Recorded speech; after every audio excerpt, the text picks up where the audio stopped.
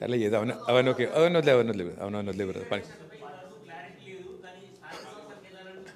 సరే ఇక అవన్నీ మళ్ళీ మాట్లాడుకుందాం, తొందర ఏం లేదు. అసలు ఇష్యూని మీరు సైడ్ ట్రాక్ చేయడానికి కొంతమంది చాలా సమర్థవంతంగా ప్రయత్నం చేస్తున్నారు. మీకు ధన్యవాదాలు, థ్యాంక్ యూ. వాళ్ళ మునిమన్మన్లు దోచుకతినే నీకు ఆ ప్రభుత్వ భూమి ఇచ్చేది? ఎట్టి పరిస్థితులు ఒప్పుకోమిది. ఇది మా ప్రభుత్వంలో 9.5 ఏళ్ళలో మేము ఎక్కడ ఇయ్యలేదు.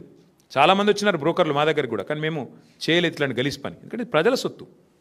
వస్తే కూడా నేను చెప్పాను, అందులో మా నాయకులు కూడా వచ్చారు, అది కూడా చెప్తున్నాను నేను. అన్న ఇది చేయండి అని. నో నథింగ్ డూయింగ్, మేము చేయమని చెప్పాం. దాంతో కట్టుబాటుతో మేము పనిచేసినాం. ఇలా 100% ఈ విషయంలో నేను చెప్తా ఉన్నా, ఈ ప్రభుత్వం దిగిపోయినాక కూడా ముమ్మాటికి దీని మీద ఎంక్వైరీలు జరుగుతాయి, దీనిలో బాధ్యులను పట్టుకోవడం జరుగుతుంది. ఇందులో అనవసరంగా ఎవరన్నా పోతే మాత్రం చాలా ఇబ్బంది పడతారు. మళ్ళీ చెప్తున్నా, ఎస్ఆర్ఓ వాల్యూస్ ఎక్కడున్నాయి, మార్కెట్ వాల్యూస్ ఎక్కడున్నాయండి? ఎస్ఆర్ఓ వాల్యూకి మార్కెట్ వాల్యూకి పొంతన ఉందా? కనీసం 30,000 ఎస్ఆర్ఓ వాల్యూ ఉంటే 2 లక్షలు మార్కెట్ వాల్యూ ఉంది. నువ్వు ఆ 30,000లో 10,000 కడితే 2 లక్షల వాల్యూ ఉన్నా ఇచ్చేస్తా అంటున్నావు భూమిని. ఇది ఎక్కడి న్యాయం? ఇది ఎక్కడి లూటు? 100% 5 లక్షల కోట్ల ఈ భూమిలో ఖచ్చితంగా రేవంత్ రెడ్డి గారు 40-50 వేల కోట్లన్నా వెనకేసుకోవాలనేది ఆయన ఆలోచన. దీన్ని అందుకే సాగనివ్వం. ప్రధాన ప్రతిపక్ష పార్టీగా మేము ఈ అంశాన్ని లేవనెత్తుతా ఉన్నాం. బీజేపీకి గనక చిత్తశుద్ధి ఉంటే, భారతీయ జనతా పార్టీ ప్రభుత్వానికి గనక చిత్తశుద్ధి ఉంటే వారు కూడా ఈ విషయంలో జోక్యం చేసుకోవాలి. ఖచ్చితంగా ఇందులో కొన్ని సంస్థలు అందులో బీజేపీ వాళ్ళు కూడా ఉన్నారు, కొన్ని సంస్థల యజమానులు. కాబట్టి నేను చెప్తున్నా, వాళ్ళకి చిత్తశుద్ధి ఉంటే, నిజంగా మీ పాత్ర ఇందులో లేకపోతే, మీరు వారు ఒకటి కాకపోతే మీరు కూడా వెంటనే స్పందించాలని చెప్పి నేను డిమాండ్ చేస్తా ఉన్నాను. ముందుకు రావాలని చెప్పి డిమాండ్ చేస్తూ, ఈ పాలసీ పూర్తిగా భూ కుంభకోణం, భారతదేశంలోని అతిపెద్ద భూ కుంభకోణానికి వారు తెరలేపారు. ఇది ఖచ్చితంగా దీన్ని అడ్డుకోవాలని చెప్పి ప్రజలు కూడా దీని విషయంలో అప్రమత్తంగా ఉండాలి అని చెప్పి మళ్ళొకసారి మీకు విజ్ఞప్తి చేస్తూ మీ అందరికీ కూడా ధన్యవాదాలు. ప్రభుత్వాన్ని మేము చెప్పేది ఏమంటే, మీరిగిన ల్యాండ్స్ ఫస్ట్ పాయింట్, మీరు ఇది పేదల భూములు, ప్రజల భూములు అయితే 50% వెనక్కి తీసుకోండి, లేదా 100% వెనక్కి తీసుకోండి. అదొక ఆప్షన్ నెంబర్ 1. ఎందుకంటే భూములు ఇచ్చేది పారిశ్రామికీకరణ కోసం. ఆ ఉద్దేశం ఒకవేళ నెరవేరకపోతే ప్రభుత్వం తిరిగి స్వాధీనం చేసుకోవచ్చు. నెంబర్ 1. ఆ భూముల్లో, స్వాధీనం చేసుకున్న భూముల్లో ఇండ్లు కట్టండి, స్వాధీనం చేసుకున్న భూముల్లో పార్కులు కట్టండి, ప్రజలకు ఉపయోగపడే అవసరం ఉండే పనులు చేయండి, ప్రజా ఉపయోగకరమైన పనులు చేయండి. నెంబర్ 1. లేదా ఆదాయమే మీ ప్రాధాన్యత అయితే మీరు తప్పకుండా మార్కెట్లో ఆక్షన్ చేయండి, స్వాధీనం చేసుకోండి. నేను ఇంకొక చిన్న మాట అడుగుతాను, మీరు ఒకసారి ఇది అర్థం చేసుకుంటే మీకు తెలుస్తుంది. ఇప్పుడు మీకు భూమి ఉంది బ్రదర్, ఈ ఇండస్ట్రియల్ ఎస్టేట్లో. మీరేమంటున్నారు ప్రభుత్వంతో? మార్కెట్లో 2 లక్షల గజం ఉన్నా నాకు మీరు రేవంత్ రెడ్డి గారు, నేను మీకు ఏదో ఇస్తాను కాబట్టి నాకు 30,000కో 25,000కో ఇచ్చేయమని మీరు అడుగుతున్నారు. నేను అంటాను, మరి అదే పైసలకు ప్రభుత్వం తీసుకోవచ్చు కదా, అదే 25,000కు నువ్వు నాకు ఇస్తావా? నువ్వు నాకు గడతానంటున్న 25,000 పర్ గజం ప్రభుత్వం తీసుకుంటా అంటే నువ్వు ఇస్తావా? ఇవ్వవు కదా. మరి అట్లాంటప్పుడు ప్రభుత్వానికి, ప్రజలకి ఇది దోపిడీ కాకపోతే ఏంది ఇది? అందుకే నేను అనేది రెండో పాయింట్ ఏంటంటే, మరి నిజంగానే ప్రభుత్వమే స్వాధీనం చేసుకుని అవసరమైతే బహిరంగ మార్కెట్లో ఆక్షన్ పెట్టండి. రెండోది. లేదు మూడోది, బాంబే తరహాలో 50% వెనుకకు తీసుకోండి, 50% వాళ్ళకి ఇవ్వండి. ఇచ్చి దానిలో కూడా 100% కట్టాలి రిజిస్ట్రేషన్ ఛార్జ్. ఈ 30%, 20% ఈ గీసి బేరాలాడు, అలా దాని వెనకాల తెర వెనక ఏదో జరుగుతున్నట్టుగానే అర్థం చేసుకోవాల్సి వస్తుంది. ఇంకోటి, ఇది మా ప్రభుత్వం తెచ్చిన చట్టం ఇది. ఇంకో this is a bill that was brought by Telangana Legislative Assembly on 2022లో తెచ్చాం ఈ బిల్లు. అజామాబాద్ ఇండస్ట్రియల్ ఏరియాకి సంబంధించిన బిల్ ఇది. ఇందులో స్పష్టంగా బిల్లో ఉంది, ఇది చట్టం ఆల్రెడీ ఉంది. సో ఈ చట్టాన్ని తుంగలో దొక్కుతున్నాడు ఇప్పుడు రేవంత్ రెడ్డి. ఈ చట్టాన్ని రద్దు చేయకుండా, ఈ చట్టాన్ని మళ్ళీ అసెంబ్లీలో చర్చకు పెట్టకుండా కేవలం క్యాబినెట్లో పెట్టి కొట్టేస్తా అంటే కుదరదు. చట్టం ఉంది ఆల్రెడీ, దీని మీద మేము కోర్టుకు పోవచ్చు, ఎవరైనా పోవచ్చు, మేమే కాదు. ఇది ప్రజల సొమ్ము, మా సొమ్ము కాదు, రేవంత్ రెడ్డి సొమ్ము కాదు. ప్రజల సొమ్మును ఈ రకంగా దోపిడీ చేస్తే ఖచ్చితంగా కొట్లాడాల్సి వస్తుంది. ఇందులో మేము స్పష్టంగా పెట్టాము, అజామాబాద్లో ఒరిజినల్ అలాటీ చేతిలో ఉంటే మీరు బిల్ చూసుకోవచ్చు, కావాలంటే కాపీస్ ఇస్తాను. ఒరిజినల్ అలాటీ చేతిలో ఉంటే 100% రిజిస్ట్రేషన్ కట్టాలి. అలాటీ ఆయన కాకుండా ఎవరికైనా చేతులు మారితే 200% కట్టాలి రిజిస్ట్రేషన్ వాల్యూకి, ఎస్ఆర్ఓ వాల్యూకి. ఇది మేము పెట్టిన కండిషన్. నువ్వేమంటున్నావు? కాదు 30% కడితే చాలు ఎస్ఆర్ఓ వాల్యూలో. So it is outright loot, it is an outright scam, probably one of the biggest land scams in India. So therefore we oppose it. చట్టం తన పని తాను చేసుకొని పోతుంది, చేసుకొని పోనివ్వండి, మాకు అభ్యంతరం ఏంటి.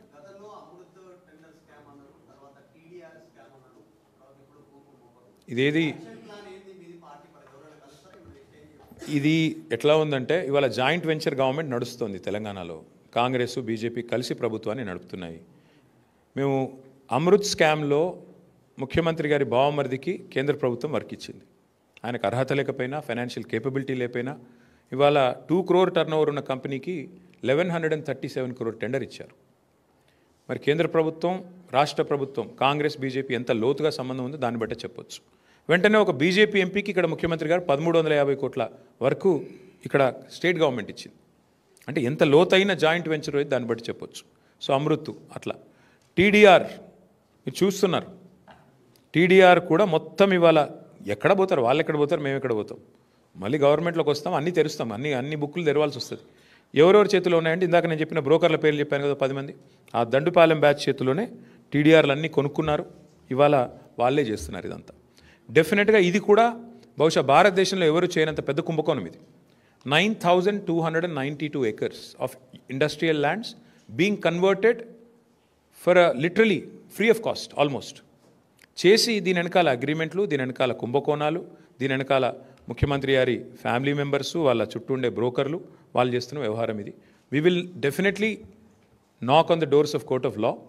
ప్రజల్ని చైతన్యవంతం చేయాలి. ముందు కోర్ట్స్ అవన్నీ ఎట్లా ఉంటాయి, కానీ ప్రజల్ని చైతన్యవంతం చేయాలి. ఇంత పెద్ద లూటు హైదరాబాద్లో మరి 9,292 అంటే 10,000 ఎకరాలు దాదాపు. 10,000 ఎకరాలు హైదరాబాద్లో నీకు ఇల్లు కడతందుకు జాగలేదు, పార్కుకు జాగలేదు, శ్మశానానికి బొంద పెడదామంటే జాగలేదు. కానీ 10,000 ఎకరాలు ఇష్టం వచ్చినట్టు ఎవరిని పడితే వాడిని అమ్ముకుంటా అంటే మరి ప్రజలు ఆలోచించాలి. సరే మేము పార్టీలుగా మేము చెప్తాం, ప్రజలు కూడా ఆలోచించుకోవాలి కదా, ఇది కరెక్టా, మరి కరెక్ట్ కాదనుకుంటే మీరు కూడా చెప్పాలా. డెఫినెట్గా ప్రభుత్వాన్ని, ప్రభుత్వంలో ఉండే పెద్దల్ని, ఎమ్మెల్యేలని నిలదీయాలా, అడగాల.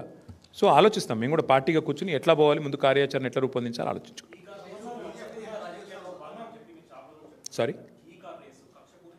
సి బ్రదర్, నేనేమంటానంటే నేను ఇప్పటికీ 100 సార్లు చెప్పాను ఇష్యూ, మళ్ళీ నేను చెప్పను.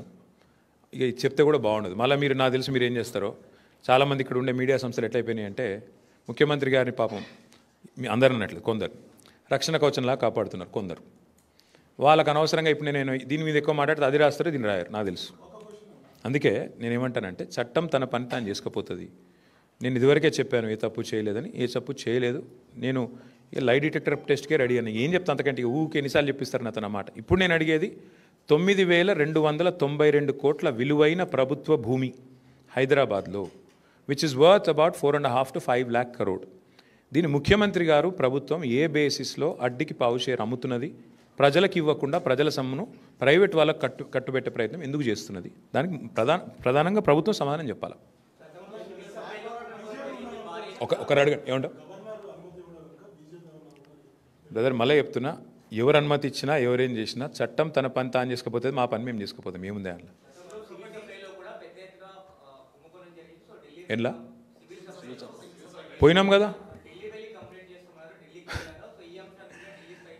తమ్ముడు. ఒక మాట, మా సుదర్శన్ రెడ్డి ఇక్కడనే ఉన్నాడు, సివిల్ సప్లైస్ కార్పొరేషన్ చైర్మన్గా పనిచేసిండు. మా సివిల్ సప్లైస్ మినిస్టర్గా పనిచేసిన గంగుల కమలాకర్ గారు ఉన్నారు, మా రాజ్యసభ సభ్యులు రవిచంద్ర గారు ఉన్నారు. ముగ్గురు పోయినరు.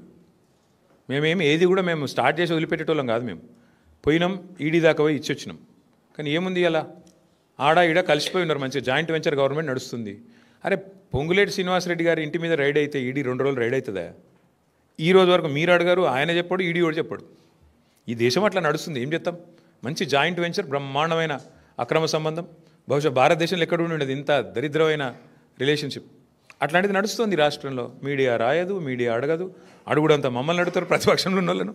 అధికార పక్షంలో ఉన్న మంత్రిని అడగరు, ఈడీఓని అడగరు. అడుగురు మీరు కూడా ఒకసారి మంత్రి గారిని గట్టిగా ధైర్యం చేసి ఏం చేస్తాడు ఆయన? కొరుకుతాడా?